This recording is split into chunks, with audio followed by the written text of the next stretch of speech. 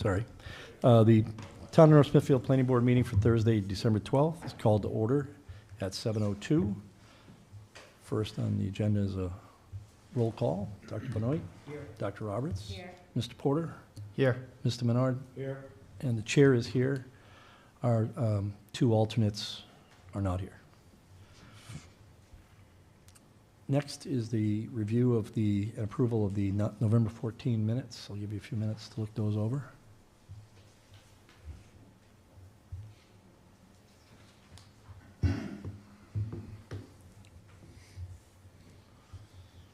Any questions or comments on them?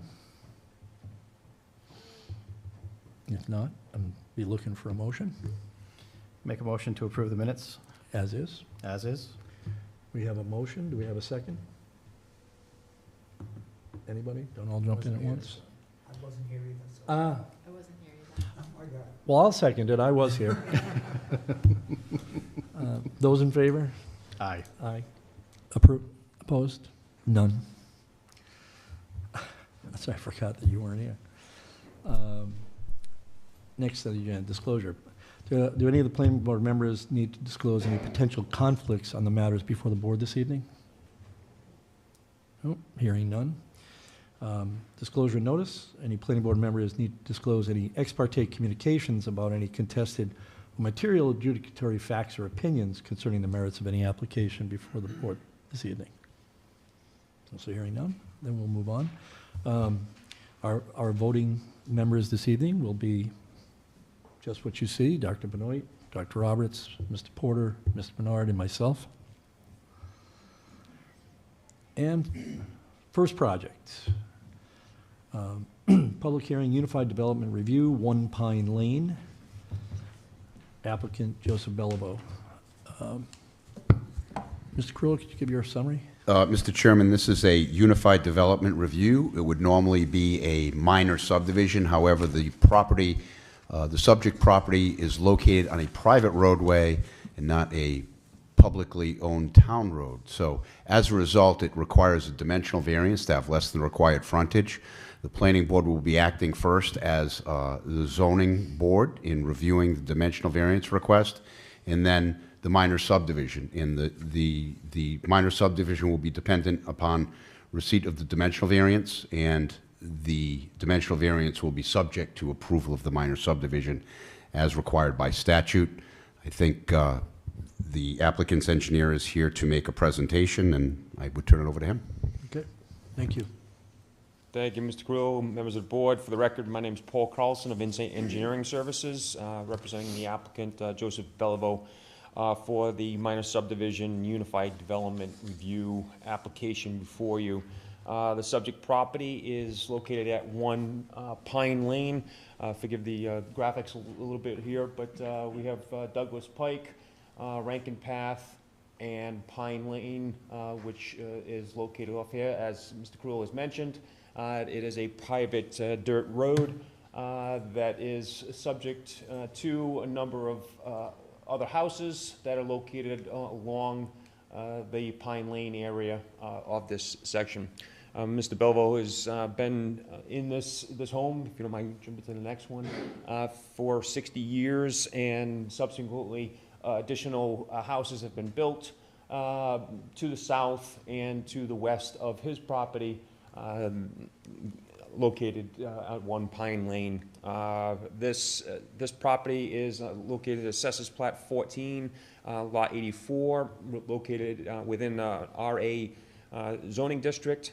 And as we proposed, we have a 2-lot subdivision that would ultimately meet the RA zoning criteria for 200 feet of frontage and 60,000 square feet. As Mr. Crewell mentioned, this is a unified due to the fact that this is a private drive, and under the conditions, we would be seeking first the variance requirements under section 340, attachment 3, dimensional table. And again, this is for the required lot frontage that is supposed to be on a public street, but again, this is on a private way. The dimensional variances, as has been laid out by in the summary by Mr. Crewell, requires three standards to be met. One, that the hardship of which the applicant seeks relief is due to unique characteristics of the subject land and structure and not the general characteristics of the surrounding area, and is not due to the physical or economic disability of the applicant exceeding those physical disabilities addressed. As I mentioned, this is a private way. This private way has been, in general, allowed to construct single-family houses for over 60 to over 80 years, actually. Two, the hardship is not a result of any prior action of the applicant. And then again, this is not a detriment of Mr. Beliveau, but again, as a private lane that has existed for many, many years. And number three, that the granting of the requested variance will not alter the general characteristic of the surrounding area or impair the intent of the proposal zoning ordinance or the comprehensive plan. And this is a historical pattern that has been generated for 60 years, and subsequently a number of houses have been built in and around this particular location. This particular lot, again, will meet all the current zoning regulations for this particular area. Mr. Beliveau is subdividing this for the use for his granddaughter. So at first I would seek approval from this board on the zoning variance and dimensional variance for the minor subdivision. Good, thank you. Question? Dr. Benoit? Either I misunderstood or you misspoke. I think I heard 60,000 square feet in the RA. It is 65,000. 65. Thank you, sir. Thank you. Okay. Any other questions for the applicant from the board? No? Mr. Igliozzi, there's a public hearing. Is it on each of the two topics? Meaning on the dimensional variance and the project? No, it'd be on all of it. Because Okay, so first we do, it's just that the board has to vote for variance To move first. forward. When you, after the public hearing, you have to take action on the zoning action first. gotcha. But no, Okay. I would do all the information first before you open to the public. Okay, great.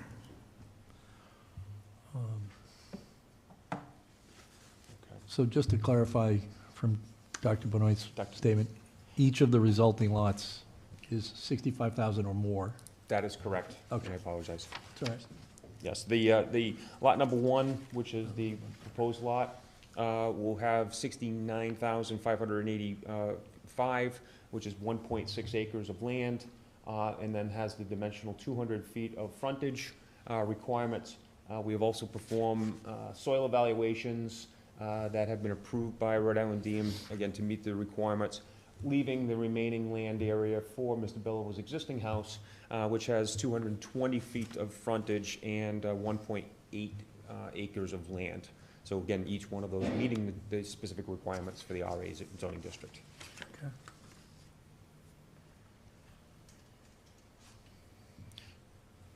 If there's no questions. Are these well-driven properties? Yes, they are. Has that been tested yet? The wells have not been for this lot, but Mr. That one already- Believo's that has one been in existence for, Right. yes. Okay. And that well wouldn't be dug for the new lot until which the time they obtain the building permit. Understood. Dr. Benoit? Have soil evaluation tests been done? Yes, sir, they have. And approval from Rhode Island DEM, yes. Thank you. Mr. Porter? Just out of curiosity, for probably more of my mental state as anything else, understanding that this is a private road, there's no water lines or anything, where's the nearest fire apparatus or cistern in this area, or are we tanking in water? My understanding, there is no water that is present within Pine Lane. My understanding is that they would be tankered in, Okay. similar to all the other properties that have been Right. built in around the area. All right, thank you. And access to the road comes through directly off of Route 7? Route 7, Rankin, we'll call it Rankin Path, and then ultimately onto Pine Lane, Oh, okay, but yes. Rankin Path first? Correct. And then it forks off, okay. Yes, But obviously, yeah, many houses on each, yeah, correct. okay. Okay. Anything else? No. Are we due for a motion? Sure. I will make a motion that we approve the requested dimensional variances with the following stipulations as outlined by the planning office. The Yes. VP, are you going to ask if there's anybody in the public first? Oh, okay. Well, we weren't quite sure. It's our first, All right. it's our first. I will rescind that Review it like that. motion, and I will make a motion to open up the public hearing. We have a Second. motion. We have a second. Those in favor? Aye. Okay. The public hearing is open at 7:12. If any members of the public wish to come and speak, please come up to the podium, introduce yourself and where you live, and then state your question, address it to the board. Don't all get up at once. Okay. Would you? Make a motion to close the public hearing? I'll second. Those in favor? Aye. Public hearing is closed at 7:13. Okay. So now, Okay.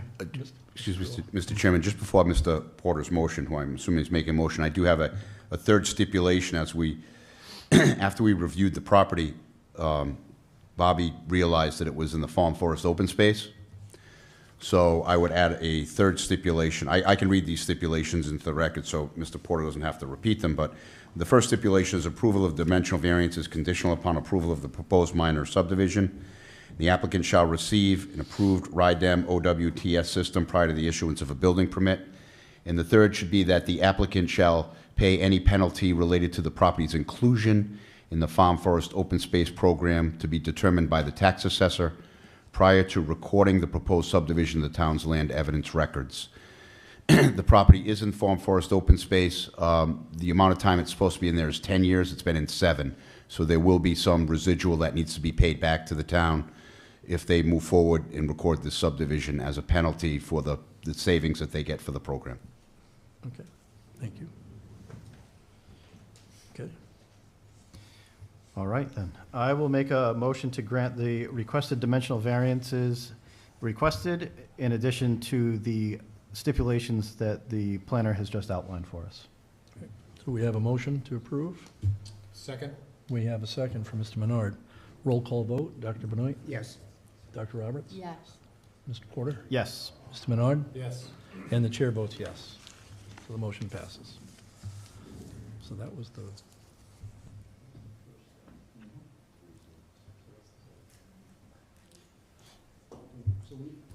Sorry. So we've approved the dimensional variances. Now we'll move on to the subdivision Exactly, itself. the normal process now. Okay, great. Don't all speak at once. Any questions on that, or do we just go to a motion? Or, Do we have to do another public hearing? No, you just need, this was a unified application, one public hearing for both matters, but yeah, it's the sequence, Mr. VP. gotcha. Thank you. All right, I will make a motion that we grant preliminary approval with the following stipulations, that the applicant shall receive an approved RIDEM OWTS system prior to the issuance of a building permit. Okay, we have a motion to approve the subdivision. Do we have a second? Second? We have a second from Dr. Benoit. Roll call vote. Dr. Benoit, Yes. Dr. Roberts, Yes. Mr. Porter, Yes. Mr. Menard, Yes. and the chair votes yes. So with that, the subdivision is approved. Thank you very much. Thank you very much. Thank you.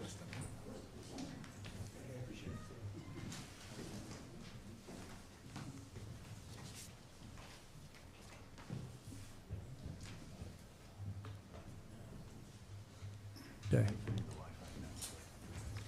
It's not working. It wasn't working.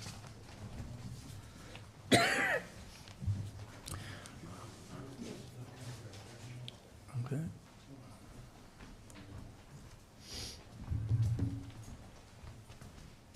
All right. Next item on the agenda, item 9, public hearing, development plan review, village gas. Mr. Crullo, if you could give us your summary, please? Mr. Chairman, this is two properties on Eddie Dowling Highway that are currently, well, they were being used as a commercial business for some time. The property is now for sale. This applicant is petitioning to merge two lots into one and to construct a gasoline station with convenience store and drive-through. The use is allowed in the district as an approved use. However, it requires, because it is a gasoline station with a drive-through, it requires a development plan review by the planning board. The project is not requesting any dimensional variances or any zoning relief, so this is a minor land development project. Okay, thank you. Good evening, honorable planning board members. My name is David M. D'Agostino. I'm an attorney with the law firm of Gorham & Gorham in Situate, Rhode Island, with an office at 25 Danielson Pike, North Situate. I'm here tonight on behalf of the applicant, Zayshan Abid, for this development plan review public hearing. I'm going to provide a little bit more detail than Mr. Carullo put on the record, and then I'm going to be quiet, and I'm going to turn this over to the design professionals that we have with us this evening, because their expertise goes well beyond my abilities. So the site is located the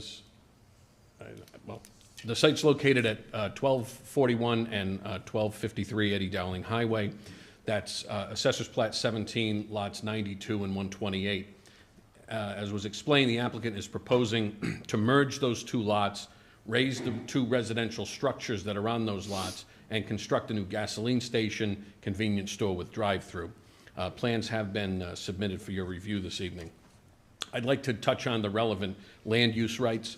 As the planning board knows, North Smithfield has 11 zones. This particular property is located in the BH zone, or the business highway zone. It's right along Eddie Dowling Highway, Route 146.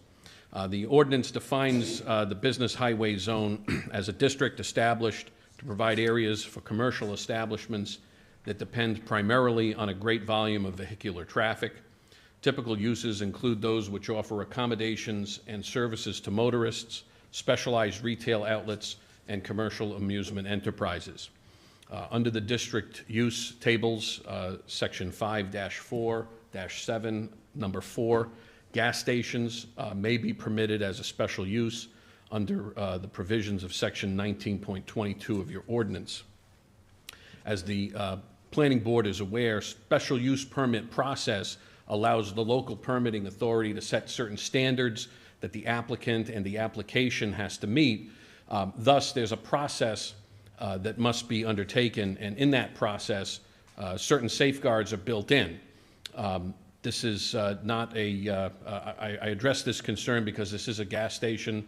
I understand there's been perhaps some letters that have come before the planning board regarding general opposition to that concept.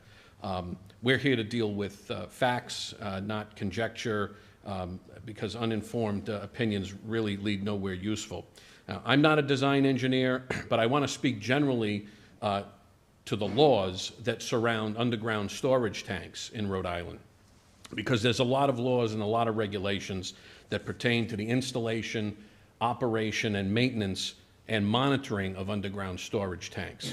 In fact, as of December of 2017, all single-walled underground storage tanks in Rhode Island had to be removed or replaced with double-walled underground storage tanks. I mention that because the technology is far different between single wall and double wall. In fact, for gas stations and those type of facilities that are built today in Rhode Island, not only are the underground storage tanks double-walled, but the piping that services them is also double-walled. And in addition to that, the tanks and the pipes have significant upgrades in technology where there's lots of leak detection systems in place in the physical structures. So Rhode Island DEM has primary jurisdiction over underground storage tanks. Rhode Island DEM has promulgated a number of regulations to ensure the safe placement, installation, and operation of underground storage tanks. Just taking a little perusal through those regulations, I wanted to share with you some of the design standards that are both local, state, and federal and national codes of practice. So these are elements in the installation, operation, and maintenance of underground storage tanks. They have to comply with terms such as bulk liquid stock control at retail outlets, things like management of underground petroleum storage systems at marketing and distribution facilities, recommended practices for inspection and maintenance of motor fuel dispensing equipment, recommended practices for the testing and verification of spill, overfill, leak detection, and secondary containment equipment at underground storage facilities. That's a lot of words. Lawyers love lots of words. Lawyers clearly wrote a lot of these regulations. The point is that underground storage tanks are safe. They are operated and maintained according to a very rigorous regulatory mechanism. Leak detection includes focus on such things as releases, spills, abnormal events. I have been unable to find a definition of what constitutes an abnormal event regarding a spill, but I think it's one of those catch-all provisions. The entire pump pad as designed, I'm sure you're familiar with this, but the entire pump pad is designed to contain any spills from overflowing gas tanks or spills at the pump and whatnot. There's also a lot of record keeping that goes into maintaining compliance with these various codes. Enough about underground storage tanks. I won't bore you any further with that. So now I'd like to get into the development plan review elements, and for that, I'm going to be quiet, sit down, take some notes. I'm going to turn this over to the engineering professionals. They can introduce themselves, answer any questions that you might have, and I think we'll put the design plans on the screen here so we can review the project. With that, I'm going to turn it over to the lead engineer, Gary DeBlois. Good evening, everyone. My name is Gary DeBlois with the Vertex Companies. I'm here in place of Bill Drexel tonight, the engineer of record who is unavailable to make it. What I'll do is I'll run through the site plan as we've laid it out, discuss different elements of it. Feel free to ask any questions. I won't go too in-depth into some of the engineering aspects, but I'm happy to discuss it as much as anyone would like.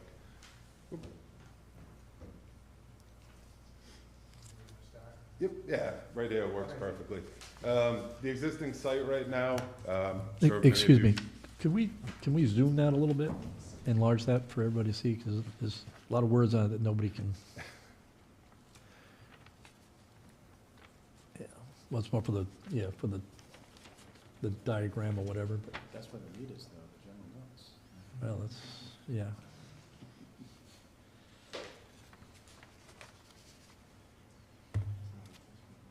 There we go. Yeah, maybe. Yeah, big enough so we can see it, but small enough so it fits. We're really testing CJ's skills here. There we go. That's better. Yep. Thank you. Good. All right. So I'm sure most of you travel by the site pretty regularly, right on 146, just south of the construction they're doing near Sales Hill Road, and just north of the work they're doing for Route 99 interchange. Currently, there are 2 residential buildings one on each property, with several small structures associated with those residential properties. What the applicant is proposing to do here is buy both parcels, merge them into a single parcel, and develop a gas station with convenience store, retail, and a coffee shop and restaurant. So what we looked at doing here is bringing that entry in off of 146. Do you mind scrolling down just a little bit to get to 146? Thank you. Can everyone hear me all right as I step away from the mic? What we look to do here is use the frontage for acceleration and deceleration zones for traffic, rather than anyone trying to stop and take a hard turn off of 146. We widened up that entry lane a little bit as we entered for full-size trailer trucks, emergency access, things along those lines. As you pull into the site, you have full circulation around the site. with a 12-foot drive-through lane, 12-foot bypass, as well as circulation for the diesel pumps on the left-hand side of the site. 4 gasoline dispensers in the center of the site. Both diesel and gasoline dispensers would be covered with landscape islands kind of breaking up those different travel areas and points of circulation. For parking, we're providing 18 parking spaces.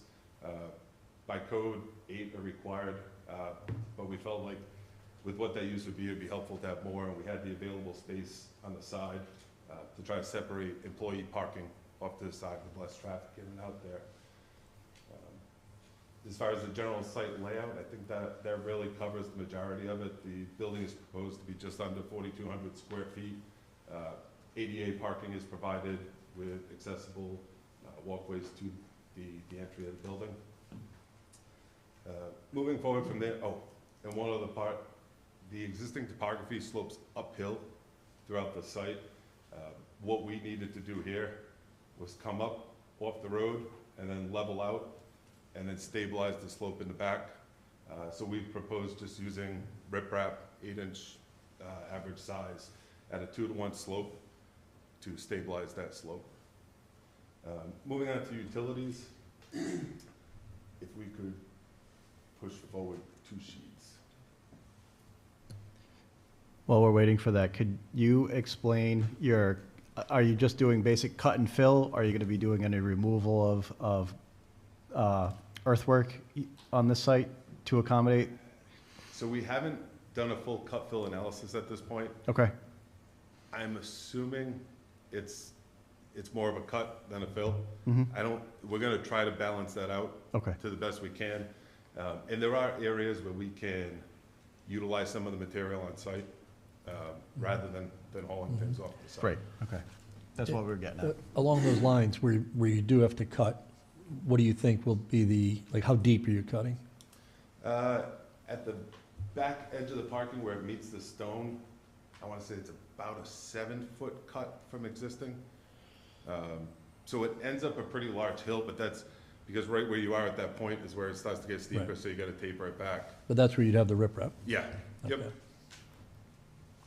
And I shouldn't have glossed over it, but all the typical sediment, soil erosion and sediment controls would be in place. And if they're doing any work on slopes that are fairly steep, they would tear the straw wattles rather than just put one on the bottom. Include plantings as well?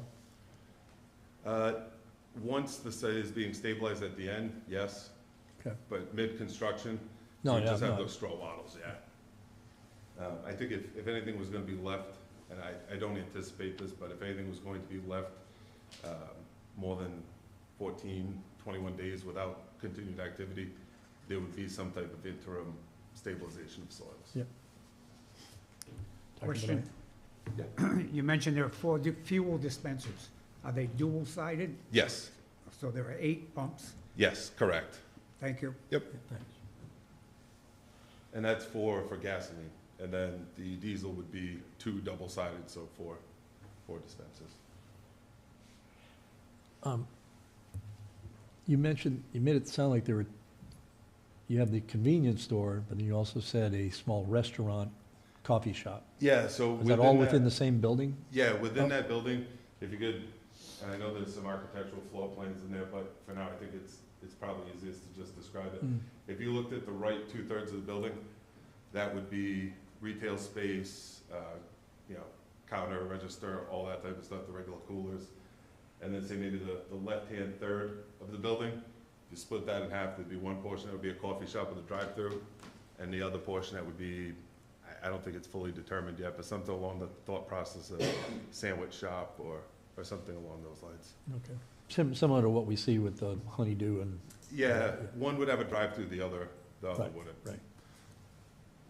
One more question. Dr. Benoit? On the paper plans that I've looked at, there seem to be 2 lease spaces for office, temporary office.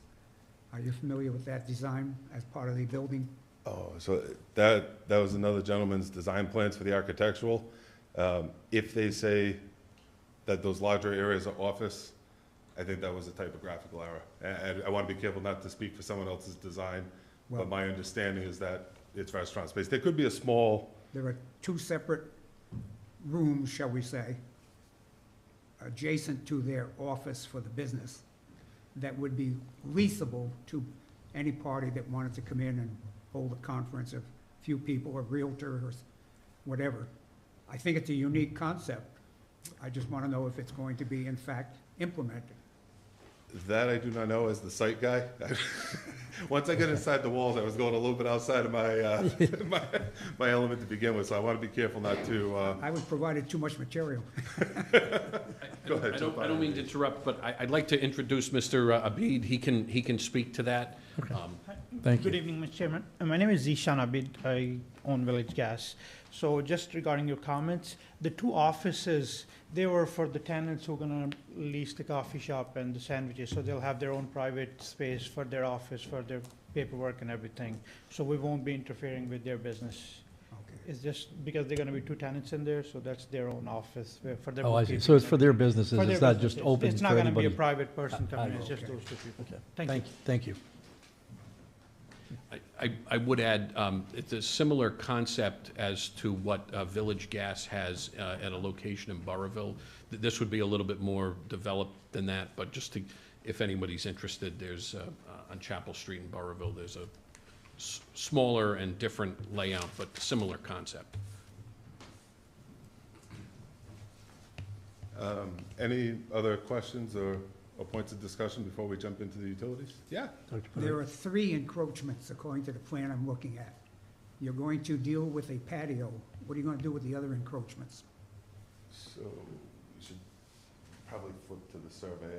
I apologize, that one was, that's the Deprete file.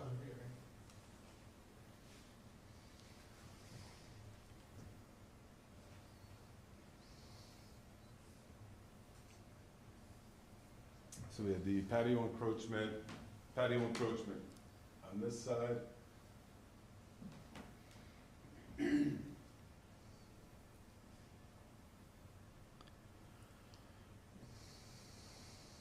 believe there was the encroachment of the wall here along the northern property line.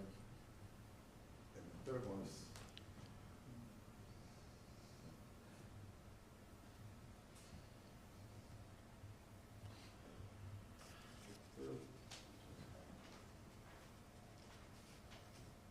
And the third one is here, which is a walkway that goes out onto the DOT right-of-way. That walkway, which extends at point C, would be demolished. At point B, the wall would be demolished, but there would have to be communication with the adjacent property owner, because that wall does encroach onto their property. And the owner, the applicant, not owner yet, is aware of that. Another question? Yep. In regard to the existing wells for the existing houses, what's going to become of those wells, and where will you locate your new well? So the two existing wells that are there now would be removed and disposed. The proposed well, I'll discuss on the utility slide. But we'd be proposing it up in up in the northwest corner of the property. When existing wells are abandoned, are there stipulations from DEM or Department of Health on how that is done? So we would coordinate that with DEM as we move forward. That was with the schedule of preliminary plan review versus all of the various DEM permitting that we need to do and in general state agency permitting. This fell ahead of that. So as we would move forward, I think that was one of the recommendations in the agenda letter, was before final approval, all of the permits from all of those various state agencies would need to be in place. Thank you. If we could and then go one page forward here, this is the grading plan.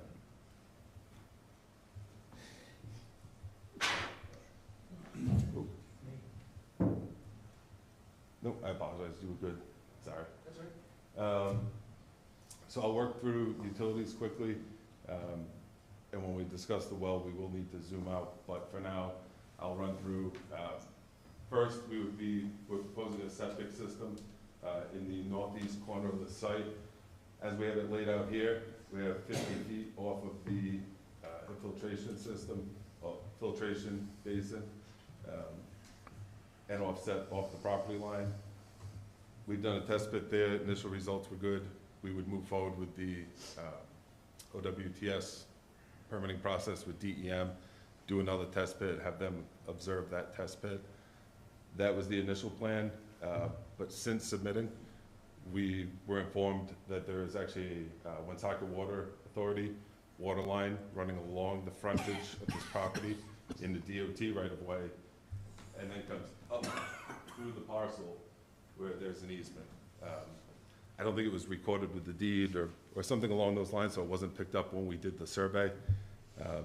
So that will be adjusting our plan.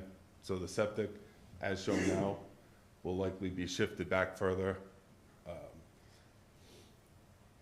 The majority of the site development will likely be shifted back 10 to 12 feet into the property. It seems like the best way to offset the impact of that water line, and the filtration basin here on the left will be reconfigured around that. But we will have to work with Woonsocket Water Authority to make sure they're comfortable with the offsets that we have for that septic system, which is why I brought that up and kind of jumped it up in order a little bit. If we can zoom out. Sorry, it'd be a pain in the butt.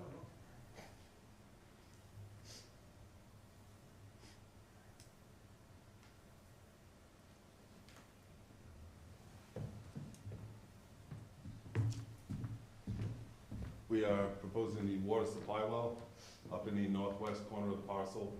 What's shown there is a 200-foot offset from that well. We would then pipe that down to the building for use there. And then for stormwater management, we would use a combination of BMPs. At the bottom of the stone stabilization, we would install a trench with a perforated pipe to collect runoff coming down that slope and provide groundwater recharge in that location. If you could picture from the front of the building upward, we would be routing that through catch basins and an oil water separator, and then putting that into an underground infiltration system shown just above the diesel pumps. Anything that was going to that underground infiltration would be up gradient of the gasoline and diesel dispensers. Anything from page south of the dispensers in the building would be routed to one of two filtration basins, one here and one shown here, and that would provide additional groundwater recharge and water quality treatment of all runoff before discharging the site at a DOT drainage structure that's on the just over the property line in the right-of-way. Again, that we understand now with the presence of that Woonsocket Water Authority water main, that everything needs to shift, and that filtration basin shown on the left needs to be reconfigured to provide at least outside the easement, so at least 10-foot offset on that water line. But we'll work with Woonsocket Water Authority to determine that offset. And that's a quick run through on utilities. Any questions or comments? Any questions from the board? Dr. Roberts? Yeah. You were talking about working with the Woonsocket Water Authority to determine the offset. Is that already an established law or regulation as it is, or is there some gray area around it? So they have an easement on the property, which gives them, it's a 20-foot wide easement. So if you took the center line of that pipe 10 feet over, we couldn't put stormwater infrastructure there, is my understanding.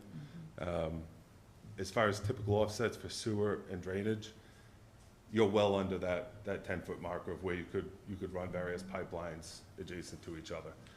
So I don't think anything beyond that would be needed. Really our concern with proximity to that water line is 5 years down the line, there's an issue with the water line, and they have to get in there, excavate and replace it. What we don't want to have is any critical infrastructure for the site be on top of that location, to avoid any conflict there. Thank you for answering that. The other thing I would just like to understand is you talked about the catchment basins. Yep. And I just want to see what the words were. So they were being treated and then released into the back into the ground. Do I understand that part correctly? Correct, so it would run off from, say, just for an example, run off in this area that fell onto the pavement, would be caught by a deep sump catch basin, which would take some initial suspended solids out of that water. Before it went into one of the basins, it would go through an oil water separator to further take out more grit, and any oil-based products that would be there would be removed. It would then go into this basin from that area, which would have an 18-inch layer of sand, which would further provide water quality treatment and natural infiltration beneath that sand. Any overflow from that would then be directed out to the DOT system. And then what happens with that initial oil or solids that are removed? Are they treated as like hazardous waste or something? Like what happens to them? So I'm not sure about that because it's usually one type of maintenance company will come out with a back truck and they'll suck that out of all the catch basins and the different type of pretreatment structures. How they dispose of it, I'm not sure on that. But it's like it's removed from the site. It doesn't go Correct, back it's not into the kept on site. And Okay. that'll be part of the operation and maintenance plan that we will have to have approved as part of our stormwater permit with DEM. Okay. So that'll be a legally binding document. All right. Thank you. Anything else? Anyone else? And it sounds like this has already been getting taken care of with the Woonsocket water easement. But I had some concern. I know some of our stipulations that Mr. Carullo has provided with us, that the applicant shall receive DOT approval for the location of the portion of the proposed drainage basin within the RI Route 146 right-of-way. Knowing that there's all this construction and everything going on and it's being design build and everything, I was just going to suggest that potentially just take anything that might be further underground out of the right-of-way, just so DOT doesn't come through and rip it up in a couple of years when we're still working on the 146 project and they say, sorry, you're out of luck, you got to relocate something. So that was just one thing that caught my eye. Yeah, so initially we put it here and it was going to be part of our discussion when we had a pre-application meeting with DOT. And sometimes the order of the process with when preliminary plan is submitted. But now that we've learned of that water line, again, I think it may resolve that problem on its own because looking through it, I think the best solution is really to shift everything back, 8 to 12 feet, somewhere in that ballpark. And that would give us more of an offset off the water and push anything there near in the right of way up onto the property. And then as far as hours of operation, are we looking at a 24/7 situation or are we looking at like 6 a.m. to 9 p.m., 10 p.m.? What kind of hours of operation are we looking at? That I do not know, and I can refer to the applicant.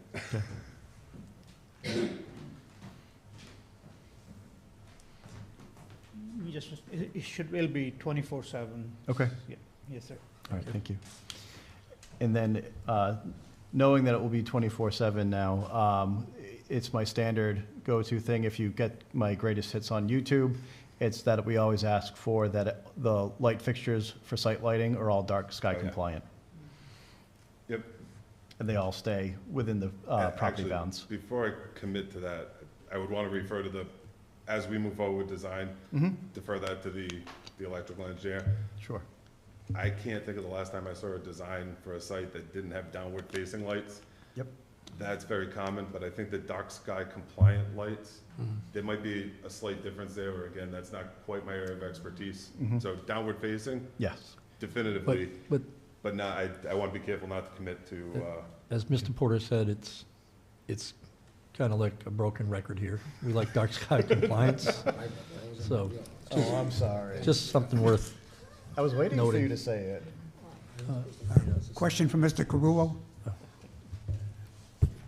If this 24/7 operating hours does not come under our purview, is that the council that has to grant that permission? So we cannot make that assumption tonight. That's more of a question for the solicitor. Yeah, I was just looking that up, just so the board would be aware and the applicant be aware. The board doesn't have the authority to grant that. There are certain hours of operation by town ordinance, and you'd have to go to the town council to expand those hours of operation beyond that. Right. They're in the code. Right. Yeah, my question was just for general knowledge. Well, and also to make sure that We have the an way it's architect being involved. designed would support that. Right. I have a, Another question for you, sir. Back to utilities. When the new well is drilled, I assume a report has to be issued by the Department of Health on the quality of the water and so forth.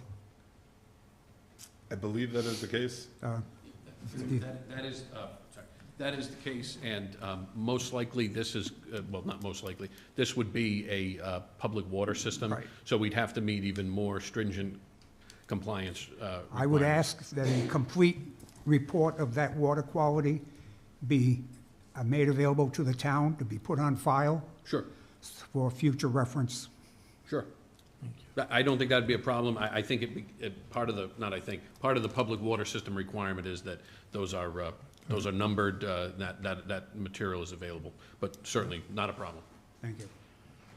I have a question on the entrance and exit lanes there. So one is on, what is it you're showing here? Is it the 24-foot width or the 18-foot width that the planning office has asked you to consider? We are showing the wider width here. You're showing the 24. Yep. So one of the, Mr. Carullo, if you'd like to talk about the recommendation. Yeah, so my concern was the deceleration and acceleration, and deceleration I wasn't overly concerned with, but vehicles coming out of the property and merging back in, not understanding what the DOT plan is for this area, and that trying to narrow those slightly to give just a little bit more acceleration lane coming out so it's easier to merge into the traffic. That was my thought as to why I was asking to alter that. There's a possibility DOT will be having an access road off of 146 that may be accessing this property. If that is in fact the case, point. that would be really irrelevant at that point. So I think at the end of the day, it's going to be determined by DOT ultimately what that roadway is going to look like and what you're going to need to access and get egress and access off of that site. But you mentioned that you put them in at this width to accommodate, obviously the tanker's coming in to Correct. refill the tank, so. Correct. The full-size trucks coming in, that was really our concern with the turning radius. One thing that we could work through as the design progresses is to narrow this drive lane a bit. Right. But to put, instead of the perpendicular curve, Yeah, put an slope angled face. curve, and maybe put some pavers. And they can jump the curb. For the typical driver, Yeah. it's a narrower drive lane. Okay. But when those trucks come around, if they override it a bit, They can jump the curb. it's not tearing things up. What impact will, if you move the design back, as you're talking about, what impact would that have on that entrance and exit area? I shouldn't have much, it would just lengthen it. Just make it, okay, Yeah, exactly, it would lengthen it, and what we would likely do is, rather than having a 2.5 to 1 slope to the stabilization, to go to 2 to 1, which Mhm. is still well within the standard of what you can do with riprap, but that way we would try to keep the footprint where it is now, on the Okay. backside. all right, thank you. Any other questions? Dr. Roberts? It's probably more of a comment than a question. Along the lines of what Mr. Porter was saying about our preference for dark sky lighting, I also know from being a resident here, and I don't know design-wise what this looks like, but I know what it feels like as a resident, and from hearing other people talk about it, that people like when businesses have a feeling like that looks nice. You know, it's like a gateway space in our community. And I've heard people say that in some senses, like it's a shame that the gateway to our community in many ways isn't very nice looking along that highway. Yeah. So it seems like an opportunity to improve that complaint that people have. So I guess I wanted to ask and suggest, are there opportunities for having a design that feel good for the residents Yeah. and look nice? Yep. I mean, it is still a gas station. It's not a, you know, a park or something like that. But if you could, I'm trying to think some of the other examples you might be familiar with. A couple of the stations that the applicant has recently, in the last few years, purchased and renovated. If you could look at the before and the after of what those properties look like, to the point where some of the folks in Foster from the town are ecstatic that he's come there, because he's taken a property that was very aesthetically unpleasing previously, and now it's a beautiful station in town. Similarly, in Smithfield on 116 across from the high school, it used to be a Sunoco station. I want to say, was that 2-3 years ago, Sean? That he went through, did a full rehab of that. Similar design with a coffee shop and a drive-thru. And it's, again, it is still a gas station and convenience store, but it is a very nice looking property. When you drive by, it's clean, it's well kept, it's well landscaped, right? All those things that, it's not just a sea of asphalt. It's really a nice looking property. Thank you. And that concept of a sea of asphalt is the kind of thing that I'm concerned about, and I know others are. So the other piece would be, like, I understand riprap is needed in the design because of erosion, and are there ways to make it look and feel greener, you know, and not just lots of like stone and asphalt only? Yeah, I And think that it's was- tough on the back, but that's why we've tried to add in these pretty large landscape islands compared to most gas stations. Provided landscaping around the perimeter. So yes, the back side of it, when you get around But the that- back ordering, Well, that was the reason for my question about plantings in the riprap, because people can put, you know, the crawling evergreens and stuff like that, which fit, they actually thrive very well within riprap. Yeah. And then they soften it by having the green. So even the riprap can be made somewhat attractive. and that's So- absolutely something we can look into. Yeah, well, we Going would forward. encourage that when it comes time for the landscaping plan. But Dr. Roberts' point is well taken about how the business looks, and particularly that corridor is people, if they're coming up from Providence, it's their first impression of North Smithfield. And with the construction being done, the creation of the acceleration, deceleration lanes, there's a lot of opportunity for good commercial business, like, you know, is what you're proposing here. But we do have standards for how they're gonna look. Yeah, and that's something also as we enter the final plan submission, rather than just an engineer trying to lay out plantings, which I can, but it's not necessarily my strongest suit. There will be a landscape architect on board preparing the landscape plan. Okay.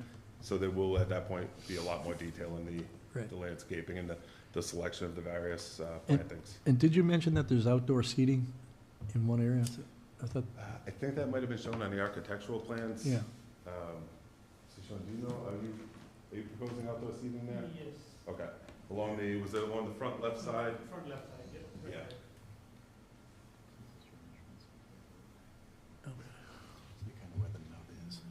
Oh, yeah, okay.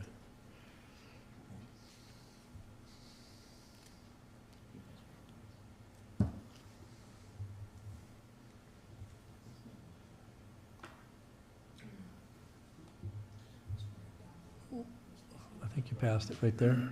Oh, I see, okay. So that's not there's no roof over that, or is it? It's like part of the valley. Oh, okay, Yes. yep, very nice. Okay. Thank you. Dr. Benoit? What are the plans for snow storage, snow removal?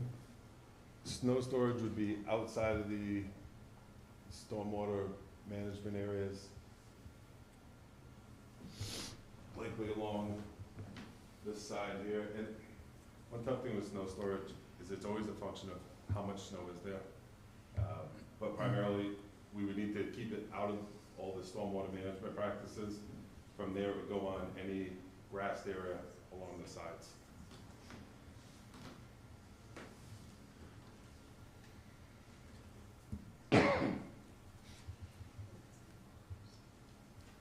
And if needed, the applicant could close off a few of these excess parking spaces and stockpile snow there. Any snow melt would then go through the stormwater management system, so it would still be treated.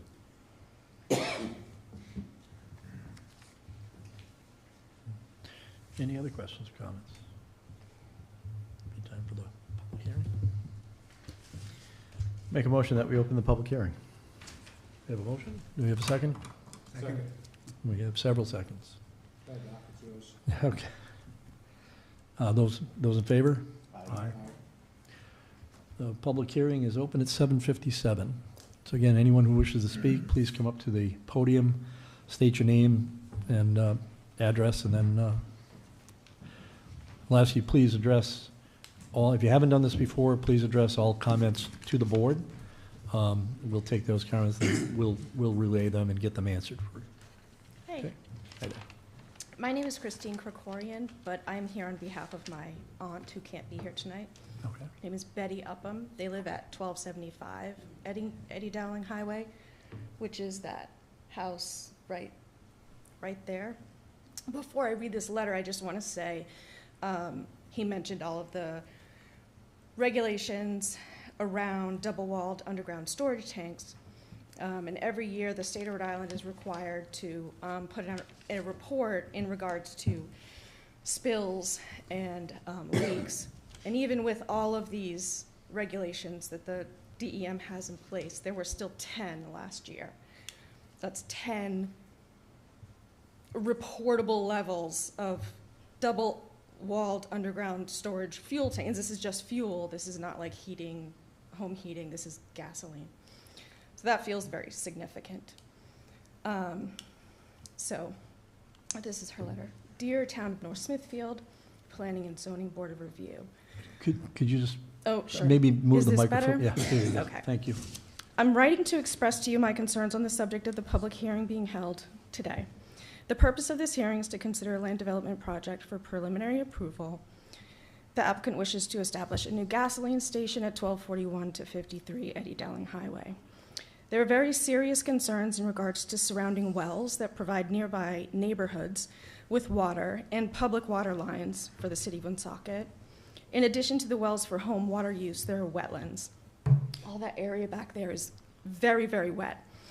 Not only do wetlands provide natural filtration for our drinking water and provide a habitat for many species of fish and wildlife, these wetlands expand during severe weather conditions and present a serious flooding hazard for the neighborhood. They have a lot of equipment in their basement to counteract all of the flooding that happens. This poses a compounding health risk. It's an established fact that gasoline contains carcinogens. These carcinogens are known to contaminate nearby water sources and soil via spills, leaks, and vapors. The health and safety of the public is of the utmost importance. The addition of carcinogenic chemicals to the wells and wetlands poses risks to all aspects of our environment. For this reason, I respectfully request the town to conduct an independent environmental impact report that is available for public review. In conclusion, I respectfully urge the Planning Board and Zoning Board to deny this proposal in light of health, safety, and environmental concerns outlined above. Gas stations so close to neighborhood wells, public water lines, and wetlands have far-reaching negative consequences that outweigh any potential benefits. There is a gas station right up the street and a coffee shop right there. But I hope the board will make a decision that prioritizes the long-term well-being of the community. Thank you. Herbert and Betty Upham. Thank you. Anybody else wish to speak? There we go.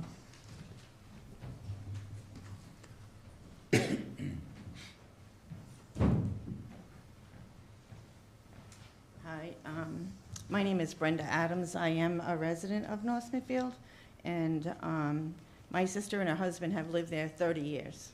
30 years. They put up with a lot of water issues, and this is not what I intended to say my first time in front of any committee or anything like this, so I'm just like, I'm a little bit of a wreck, and my sister is sick already, and I'm already wondering if it is from a product from the environment of living on 146 for 30 years, so because you have a lot of traffic there.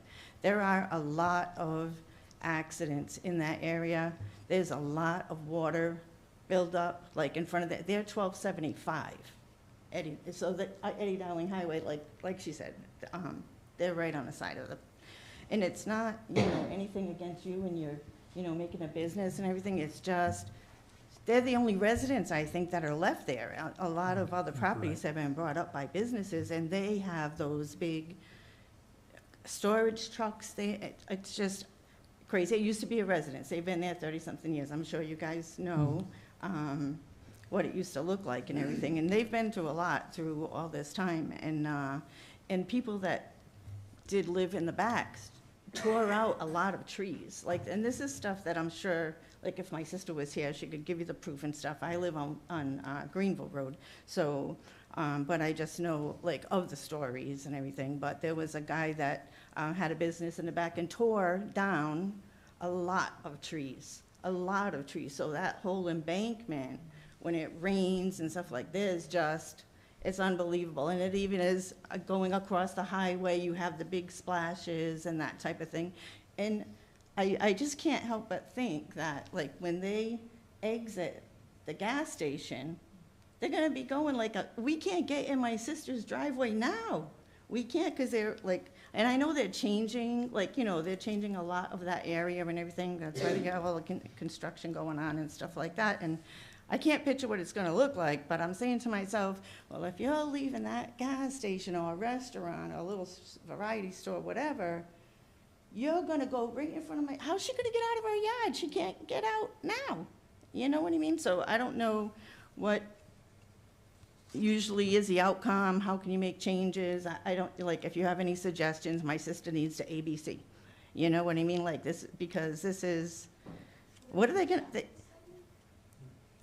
honest to God, I had an uncle, we were having a party at their house, and my uncle had to go around 146 5 times before he could get in her driveway, because it's already that difficult. So, but I do have the petition here, a couple petitions from residents and of North Smithfield and everything that I would just like to give to the board, so.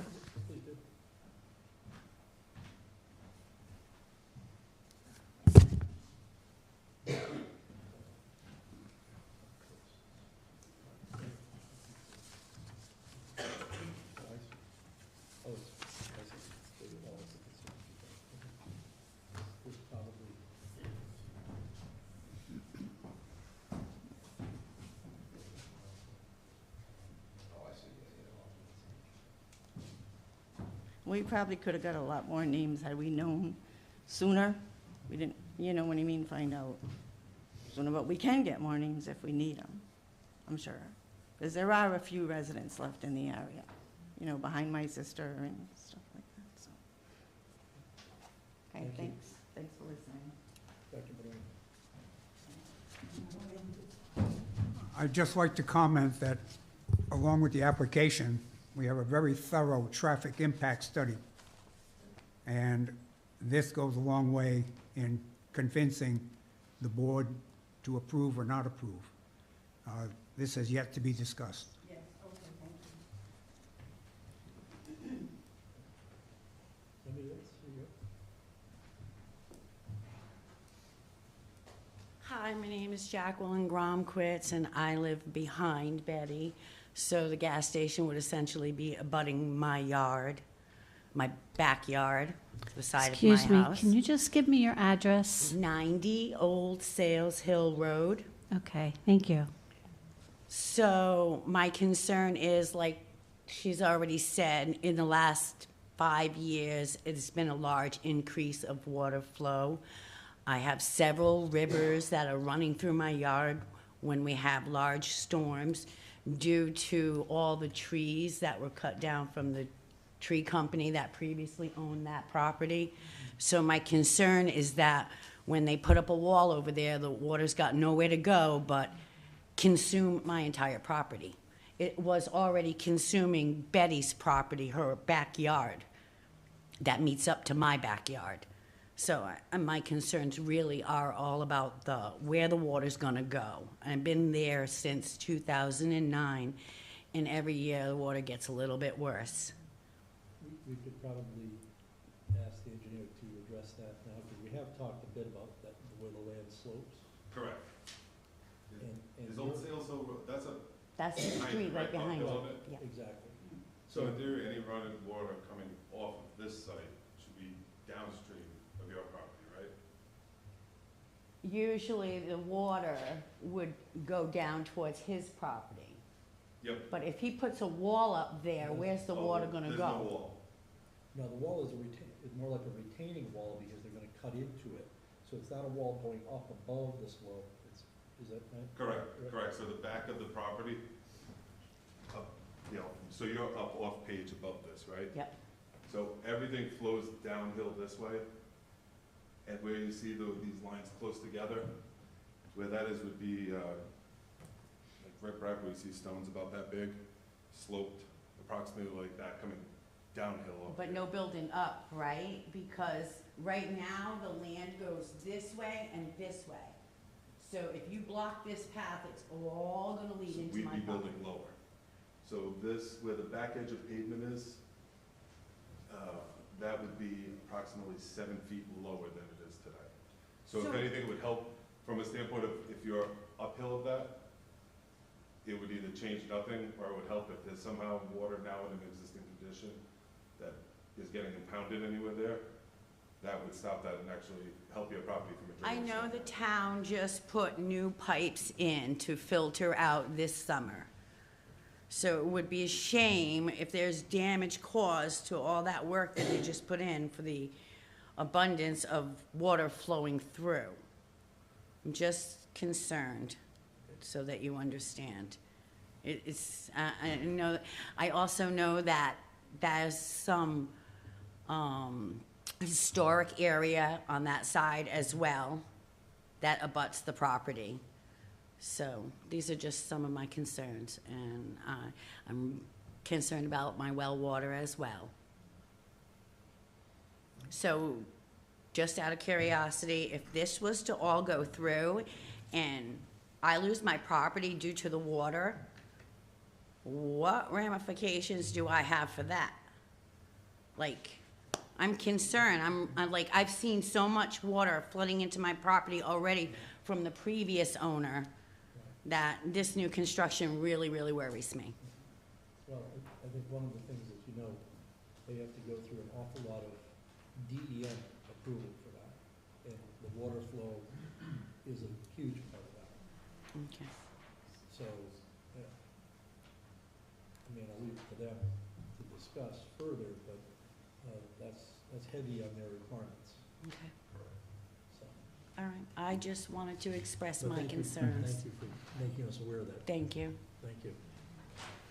If I may, I don't want to interrupt the process here, but to I think, Mr. Chairman's point, and to this woman's concern, DEM regulations require that any water that is on the site remain on the site.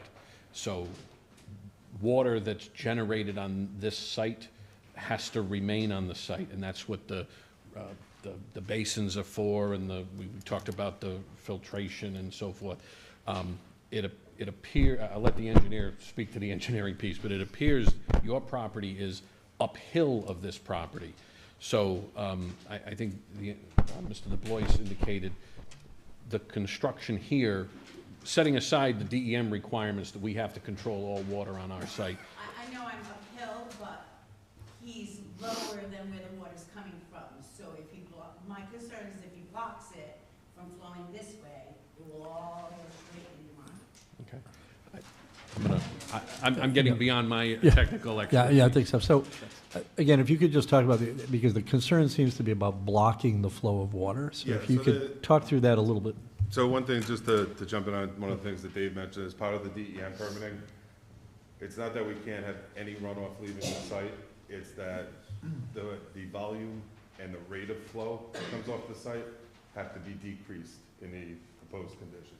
So whatever water sheds off of that site currently, during any given storm event, it'll need to be less than that in the proposed condition. So from a downstream standpoint, that would ease those concerns.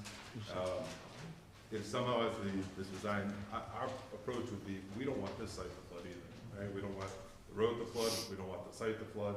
Because you know right behind that is the reservoir runoff, where all the water is going under the ground. Okay. Right behind that. Correct, the ridge line is up on the paper road up behind the property. That's the high point, basically. So we won't be going all the way up that high. No, but the water is a problem from there already. I think that's what you're saying, right? Yeah, like I don't want the water to get worse than it is, or I will lose property. So what I can say with this and how it'll be permitted with DEM, there will be no reduction in the amount of runoff that can come from your property uphill of it down onto this property. That will stay the same. Or again, if somehow there's an impoundment of water that we're not aware of currently that is causing a flooding problem, it could actually be improved. But there is nothing with this design that would negatively impact runoff from uphill. Bobby, was there something? I thought I heard a voice over there. Nope, okay. Never mind. So along those lines, if there is place now, maybe from the previous owner, where water is pooling up, flowing in the wrong direction, Something in the woods that is not Is that- easily visible or something. is that something you will correct? If it's observed, yes, Okay. that would be. So how- If it's, I haven't personally walked to the full back property boundary, so I don't know, but yeah, if there was an issue that was causing flooding on the site, I would So- anticipate that would So be what's the process for getting it observed? throughout the process as design moves forward. We would look further and further at the site also. Oh, okay, so there'll be analysis done of the Yeah, current, oh, oh, okay, yeah, there we go, all right. Dr. Benoit? The combined two parcels equal 5.95 acres. correct. What area of disturbance are you going to be doing? The footprint for that? I should have jotted that down. I don't remember that off the top of my head. I believe it is in the package we submitted, but I apologize, I don't know that number offhand. Would you say it's 1/3 at the most? Ballpark, half? probably about a third, yeah. Dr. Benoit, I actually asked this question to the planner, and he gave me the following numbers. For impervious area change taken from the drainage report, that the existing impervious area is 0.82 acres, proposed impervious area is 1.54 acres, so that's an increase of 0.72 acres. I knew it was in there, I just couldn't remember them. That's all You good. didn't remember that? I'm slipping. It's too late for me.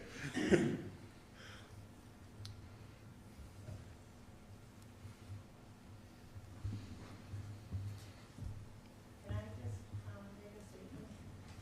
Certainly. Just a quick one. Yep. There's actually two other gas stations up the street. So at the intersection, there's one on each side of the highway already, so that's already two. Then you have. That's right, yeah, there's the northbound one and, Yes, exactly. Right. So, okay,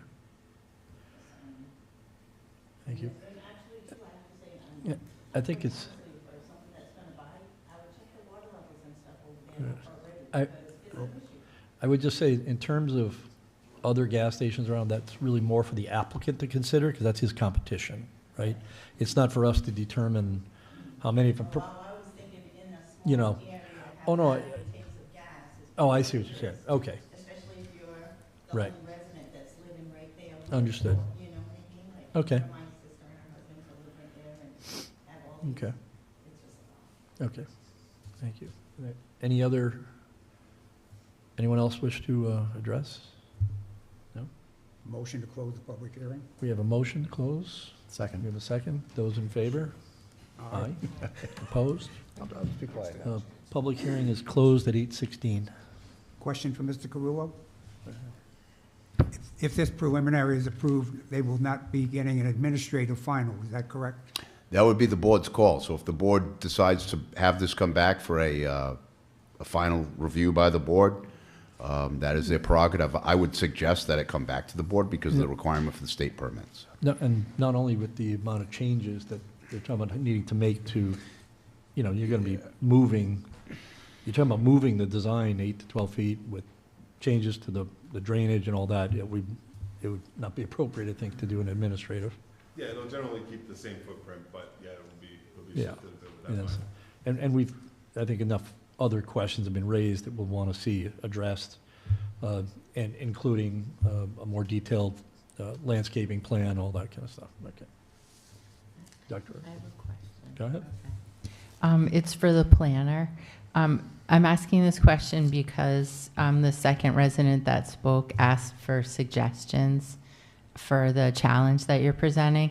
And I'm thinking about this part of the highway and how fewer and fewer people live in the houses and that they've turned into businesses. And then I heard the stories about the change in the water levels and stuff. And I was just curious whether, I know in Rhode Island, there's some communities that have been able to apply for being bought out by the state, you know, like I think it's Cranston or Johnston because of flooding and that kind of thing. And I was just curious, is there any kind of fund, and I'm not only asking it in light of what the people brought today, but in the future, if people come to the board and talk about that developed area and sort of the residential aspect, is there some kind of application or fund that exists in the state for people who live in properties that either, whether due to climate change, problems like consistent flooding, where they can get paid to have their house bought out or something like that? I'm just curious. So those are programs that are through the FEMA, Federal Emergency Management Agency, and REMA, the Rhode Island Emergency Management Agency. You have to live in a flood zone as determined by FEMA. We have flood maps for the town. This area is not even close to a flood zone, and they're called what are called repetitive loss properties, where if you're in a flood zone that has been designated by FEMA and you're constantly being flooded out, there is federal money and state money to help to acquire those properties or to improve the properties, to make them more flood resilient or make the area more flood resilient by removing the properties. There is not a general fund anywhere for people that live in zones that are transitioning from residential to commercial that may, as a result, have runoff issues. You know, the FEMA program is for floods related to water bodies. It's not related to runoff and drainage from development, nor is it related to groundwater coming up into someone's property. Neither one of those incidents would qualify. So there's nothing in this area that would qualify. With regard to, you know, things that are happening, you know, as properties transition from residential to commercial, the opportunity for a property owner to sell their property to a commercial developer is probably the best opportunity for them to seek relief. In this particular instance, I understand that there's 1 or 2 residents that are remaining there, and you know there's not really there's no funding sources that would allow someone to come in and buy them out. Thank you. Okay. There was a comment made about some historical aspects of that, so I did want to point out that one of the stipulations that we put in, that all stone walls have to be preserved in accordance with the preservation of stone walls out of our own town code of ordinances. I would ask that the applicant look further to see if there's any other historical aspects that are on your property, because obviously you're not going to disturb anything that's not on your property. So if you could look on that, and it sounds like it's in the southwest corner. Okay. Mr. Chairman, there are some stone walls to the rear of that property that are not being affected. They're uphill. Right. And along Old Sales Hill Road. I did see those on the plan. They're not. Yes. Yeah, those are picked up on the survey. We're not proposing to disturb those. Okay. Great. Mr. Chairman. Yes. Mr. Porter. I'm noticing that we have quite a few stipulations that are outlined. We have 14 total here. Mm-hmm. And it sounds like the applicant already has some changes to make based on the Woonsocket Water Authority and some of the right-of-way situations, and that they're already talking about some redesign. Mm-hmm. So I'm going to pose this question to the board and potentially for the solicitor and the planner as well, that maybe we give the applicant some time to revise their plan. We continue this meeting to a date certain to give them the ability to revise their plan, show they've heard the comments and the concerns of the folks here today, and give them the opportunity to make those adjustments, so then that way we can see what that would be, what those revisions would be, rather than giving any approvals this evening and going to a date certain. And I think that's a very valid suggestion, because normally going from preliminary to final, the changes made are pretty subtle, and these seem a little more significant than that. As well as, making sure to address these concerns. As you said, somebody has to walk the property, really determine the current water flow, and if it was disturbed, what steps you're gonna have to take to correct it, things like that. Learning more about the access road that the state is working on to see how that may impact you or not in that. So I would say I agree with his assessment, Dr. Benoit. Well, before we make any move like that, I want to know if they want to make any presentation on the traffic analysis. Yeah, the traffic engineer, Derek Hug from Power Corporation, is in attendance. Thank you.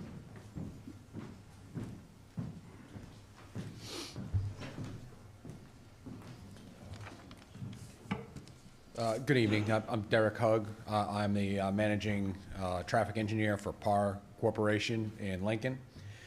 And I'll do whatever the board kind of wants. I can give a presentation if you want on the whole thing, or if you have specific questions for me, I can just answer the questions.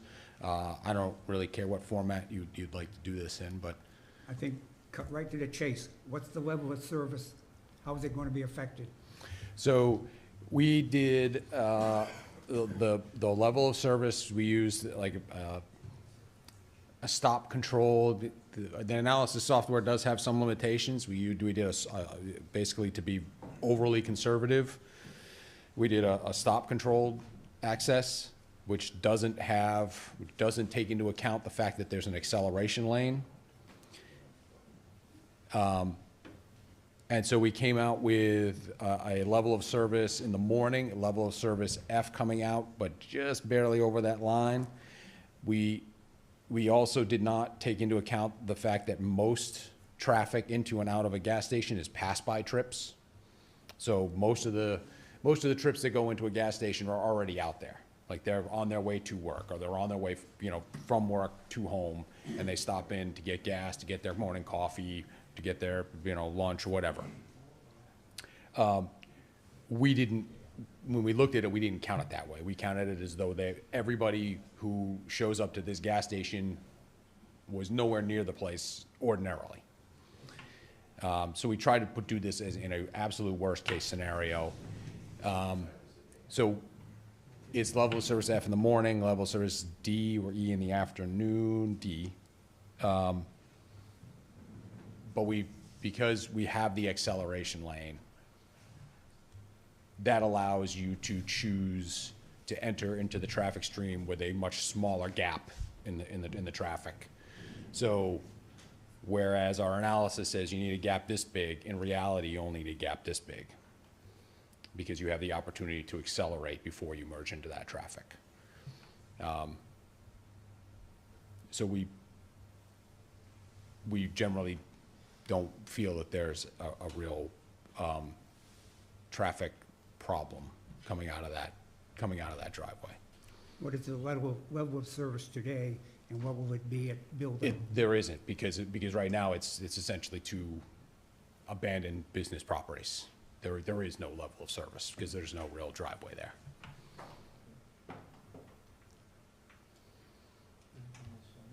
I'm sorry. It sounds like you did the analysis as if all the traffic would be net new traffic, which certainly is a worst case, but probably not the reality. usually it's about 60 to 70% is passed by traffic that's already out there. Yes, it's a relatively small increase. Yeah.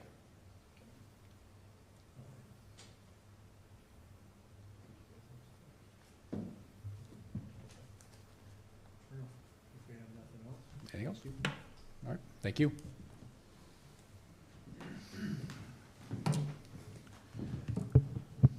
Mr. Chairman, if I may, relative to the comments from the Vice Chair and yourself regarding coming back for a date certain, on behalf of the applicant, we'd like to be able to leave here this evening with a preliminary approval. Even with the 14 conditions and even with the requirement to come back at a vigorous final approval. The reason being, quite candidly, is we have financing that is contingent upon time-sensitive financing that's contingent upon getting at least a preliminary approval from the board.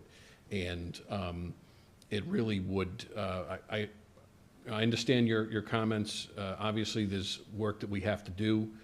We're not afraid of doing that work, but we're really in a position where without some clear direction from the board, we're not able to secure these two properties. And without being able to secure the properties. Would you be able to share with us those time constraints? Quite frankly, our expectation is that if we had an approval tonight, we would be sharing that with our lender tomorrow. And so we really need to close on this certainly by the end of the year. I don't think we could put this off even to a date certain. Date certain would certainly be 30 days out. No, and I understand that, and that's why I. We would need to give you enough time. No, absolutely. And quite frankly, we think that once we secure, I mean, from a process standpoint, once we secure the preliminary approval, finalize the financing, close on these properties, we will likely have to take a deep dive with regards to this design. Now, it's not going to change. You're not going to see an apple and then we're going to come back with an orange. But we're really, I'm just trying to be very candid with the board. We understand your comments and appreciate them. Obviously, it's your decision, but this applicant has put a lot into this phase to try to get the best result that he can get from the board so that he can secure this property and realize the project. So I just wanted the board to know that. Thank you. What are the comments, particularly on that property? Questions, comments from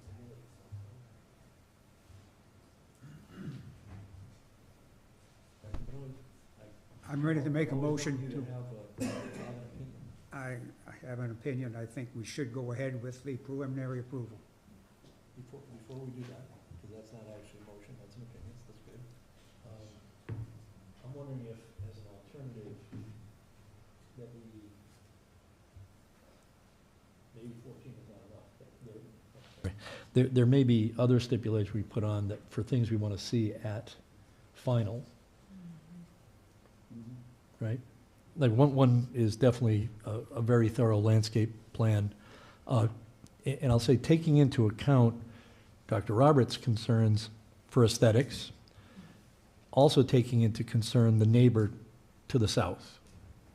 You know, whether it's with, evergreen shrubs, whatever, those kind of things. If you take those things into account, I think that will, we would want to see what's going to be there in detail. Also, an assessment of the water runoff that you heard talked about that seems to be flowing the wrong way, perhaps because not of your doing, but you may have inherited it, right? So, and what steps would be taken to correct that? Because that's a real concern. So we could put at least those two items. Are there any others? I do. Dr. Roberts? I'm not sure how this gets added in, and maybe it was related to the traffic, sort of high-level traffic description.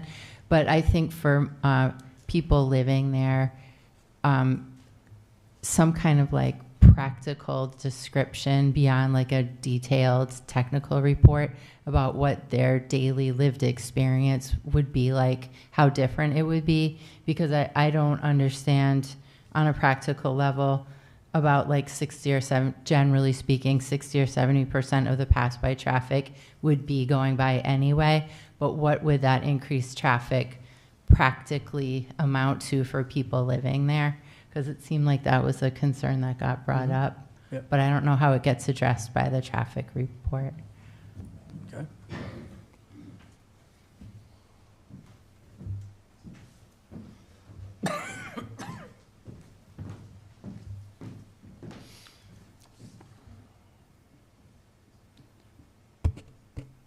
So I think I can add some context to this, to maybe help that along.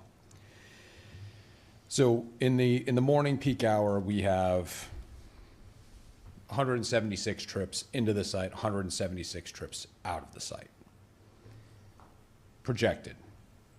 If 2/3 of those are traffic that's already out there, that would be about It'd be about 120. 180, 120, yeah, right? So about maybe 60. There'd be about 60 new cars out on 146. So if you live off of 146, you're trying to get out of your driveway, there would be about 60 new vehicles out there. And let me just go to what the trips are out there right now. And that was during what time period? That's the morning peak hour. So that's between 7 and 9. So it's not a single hour? Well, it's a single hour within there, but I don't know exactly. Oh, okay. But it's 60 additional cars, one a minute? One a minute, right? Okay. There are currently, in that same peak hour, 1,795 vehicles passing by the site on Route 146. So if you add 60 to almost 1,800, it is A little over 3%. It is a very, very small percent increase. And then in the afternoon, there's 1,500 vehicles going by the site. That's just southbound on 146. And we have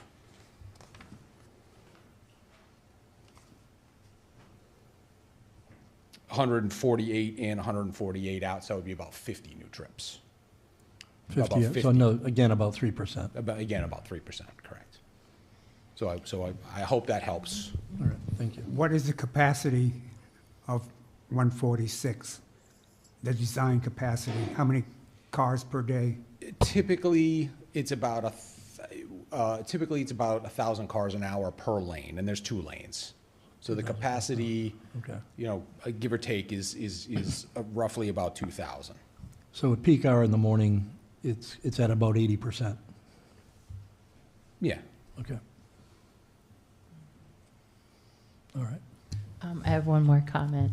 I'm not sure who it gets addressed to, but in terms of the drive-through, I know when we had another design from another proposal, that was a concern that the neighbors had, was that idling time at the drive-through. And I heard the chair mention the green aspect, or, proposing hedges or trees or whatever. And I wanted to also specifically mention it in relationship to the idling cars going through the drive-through. Oh, right, because it's on Yeah. that side, right? Good point. So I don't know if that can be added to our 14 stipulations or Well, I think, what, but. yeah, I think that's in the, I think something we we already want have a addressed. vegetative buffer Mhm. from that area between all sides of the property.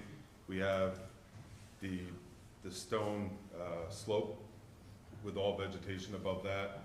We have the vegetated island map left. We have the vegetative buffer along the property line to the right. And then there's additional vegetation down towards the southwest map, southwest, along that property line. Thank you. Okay.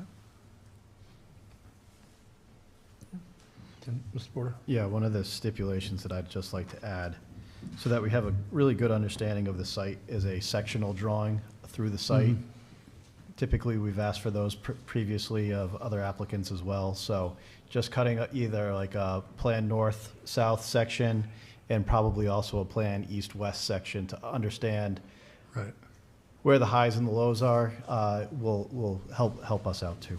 Yeah, that would illustrate a lot of the things we're talking about now with the vegetation as well, so just, And it gives a better visual. absolutely. Jeff, can you repeat that? A sectional drawing of the site.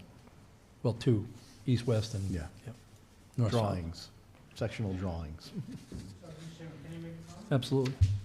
So just a few things, just your comments regarding the statics of the building. If you want, we can get you 3D imaging of the building, how it's gonna look. And on your final hearing, you can look at it, or any resident there, and they say like, okay, we don't like this, but trust me, it's gonna be a beautiful building. That would be, Because it's for my own sake, because, you wanna attract people in, but for the town's sake too, like, we'll bring the 3D imaging if you like, and my builder already said he can do that, and you can look at it, and if you wanna Right. change any, or if you wanna make any recommendation, we'll follow. Second thing with the neighbors, anything that pleases them, like, for example, we have to resolve the shed situation with the person's deck is on our property. We don't wanna, like, I personally don't wanna interfere with anybody's business. Their patio's there, it's on my property. I don't care if they want me to put shrubs around it, I'll put it, they can use it as long as the patio is there. I'm not gonna disturb anybody in the neighborhood, and if they want a bigger fence around it, for the privacy, I'll do that. Any kinds, like, whatever they want from me that's reasonable, I'm willing to do it, just, I'm not gonna, because these are the people gonna give me business, so I don't wanna start a war, and. I would recommend that you address like a very specific issue like that. Yeah. Work with your And neighbor I'm and build it into the final plan to Yes, show sir. that. That would go a long way. I also really appreciate the offer for the 3D rendering. Yes, sir. Because again, for a lot of people, everything you see is from, technical drawings, you're looking top down. I mean, the sectional drawings help with that. The 3D, now it's like you're doing a virtual walkthrough of it. And I think that'll help the public more. We look at these kind of plans all the time. They don't, too. So I think that would be helpful for them to be able to visualize it. Yes, sir. So that'd be fantastic. Thank you. Yes, and I just wanted to say thank you for your willingness to really consider the neighbors and No, work with definitely. them. Thank you. Okay. Thank you. Okay. Now are we ready for Dr. Benoit? Do we need to add 3D renderings into a stipulation? Since they were offered? Yeah, let's add 3D renderings into our stipulations too. I'd like to have that, the well report as a stipulation. Yep. Thank you, sir. Okay. So regarding the well, I have hired a separate engineering firm that's working with Department of Health, because there's a process of getting a public well. Oh, yeah. So they're working on it. First, we'll get the public well approval, then we'll have the well company, then they'll sample it, and then they'll send it to Department of Health, and we'll give you all the reports. I just want the final Yes, sir. report on file, so if there's ever an incident of a spill, Right. we know what the baseline was. Yes, sir. Excellent. Okay. And now, that you were going to make a motion. Jeff's gonna make, I'll make a motion to approve the preliminary plan for Village Gas, location on 1241 and 1253 Eddie Dowling Highway, assessors plat 17, lots 92 and 128 in a business highway zone. Based upon the planning office findings with the following stipulations. 1 through 14 as presented. 1 through Yes. 14 with the planner's office, in addition to any added this evening. Dark sky compliance, final report of the water quality, and 3D renderings of the building, and there was one more. Sectional drawings of the site. Sectional drawing of the site, that would be with regard to the landscape architect. That is my motion. We have a motion. Mr. Planner, that the water, the stipulation you have for the water is the dock is requesting that that's a recorded at final. So when they get their water quality, he wants it recorded in the town for a baseline. He said that you said that the report would be available. Yes. Yes. I think you mean submitted. You don't mean recorded in the land evidence records, you mean submitted. Yes. Right. We have a baseline. Yes. Submitted to the planning department. Okay, there we go. Okay. And that, one more additional stipulation, that final approval be by the planning board. Yes. That's 19. All right. So we have a motion for approval with all those, and we have a second. Roll call vote. Yes. Dr. Benoit, Dr. Roberts? Yes. Mr. Porter? Yes. Mr. Menard? Yes. And the chair votes yes. There you go. For those of you here, I just, since you don't follow this process, we're going to be doing this all again in the not-too-distant future and for their final approval. And at that time, you'll see all the changes being proposed, you'll see the 3D renderings of it, you'll be able to virtually walk through the property with that. So just, watch for your public notices on that. And again, if you can work with them, that'd be encouraged. Thank you. Thank you all very much. And I believe we're on, we do have Storage of America. the storage units of America. This is Bobby's up on this, right? Administrative subdivisions.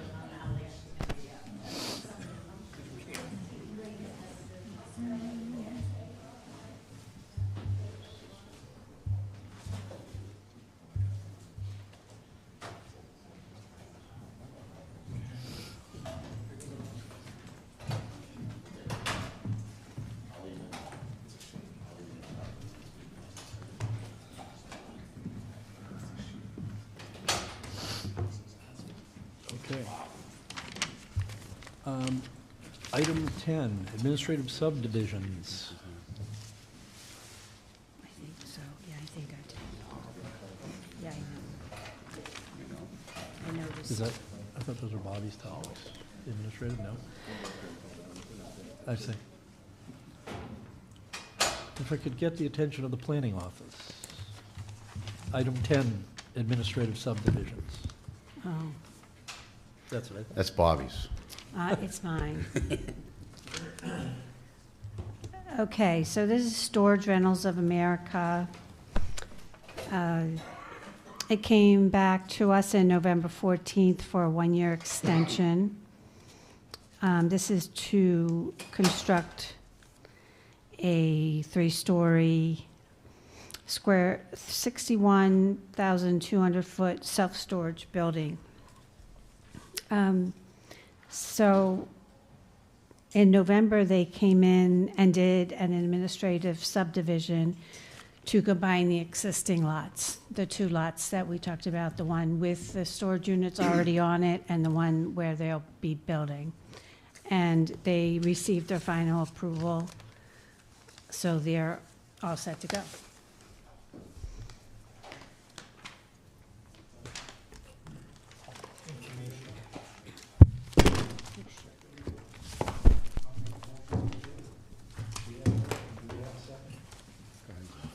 I'll second. Aye.